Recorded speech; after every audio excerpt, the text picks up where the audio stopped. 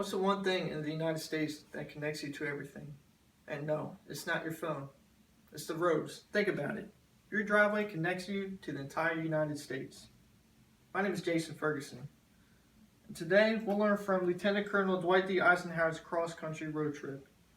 We will also discover what some of the standards are in making an interstate. And finally, did the interstates accomplish President Eisenhower's vision? Watch out, dangerous roads ahead. The interstates were needed because roadways were not maintained. They were made from dirt and had deep ruts. If it was raining or snowing outside, you could forget about driving anywhere. Business owners and politicians in the eastern United States wanted to move their goods out west. The business owners and politicians almost got their wish.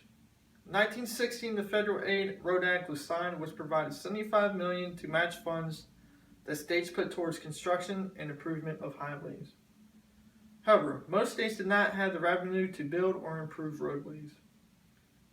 Then, in 1921, the Federal Aid Road Act ended because of funding that was needed for World War I. In 1919, Lieutenant Colonel Dwight D. Eisenhower was stationed at Maryland's Camp Meade. He volunteered for a military convoy from Washington, D.C. to San Francisco, California. Eisenhower found that few roads were paved. You were more apt to find a road to nowhere than the open road. His convoy took 62 days to get from Washington, D.C. to San Francisco, California.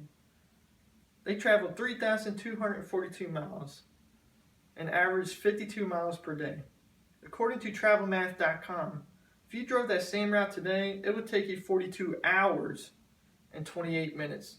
That's about 5 days of driving if you drive 8 hours per day. So who was at the forefront of fixing the roadways? You guessed it, President Eisenhower. On June 30th, 1956, President Eisenhower signed the Federal Aid Highway Act. The official name of the Federal Aid Highway Act was the System of Interstate and Defense Highways. The Federal Aid Act just provided the money to be available to create the interstate system. This act also created uniform construction standards such as access to get on and off the highways, speed limits, number of lanes, and the width of lanes. Check out howstuffworks.com and search interstate systems to see all the construction standards used today. Standards were also set for numbering the routes. Odd numbers ran north and south. Even numbers ran east and west. The states could choose between two methods of numbering their exits. They could use the consecutive number system or the milepost system. The states own and operate the interstates. The states use taxes from vehicle registrations, property taxes, taxes on gasolines, and tolls. The federal fuel tax is 18.4 cents per gallon. GasPriceWatch.com has a graph of fuel taxes broken down by state. State fuel taxes vary, with New York State having the highest fuel taxes of 69.4 cents per gallon, and Alaska having the lowest fuel tax at 26.4 cents per gallon. Encyclopedia.com has stated that the interstate system is comprised of 46,726 miles. There are also interstates in Hawaii, Alaska, and Puerto Rico. So did the interstate system improve America? Short answer is yes. The interstate program created a boon for America's workforce. The cement and concrete industries boomed, and so did advances in pavement technologies. Consider rumble strips.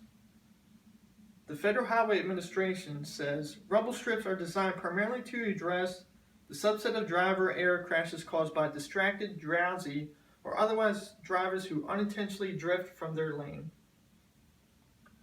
The interstates were built with the thought of evacuating cities before an atomic bomb attack. However, these same interstates are now used to evacuate cities from natural disasters, such as hurricanes.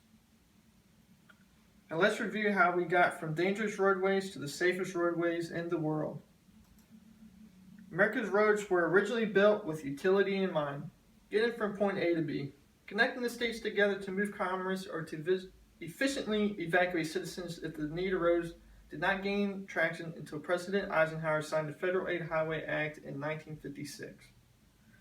This enabled a nationwide highway system to be built and built to the same standards.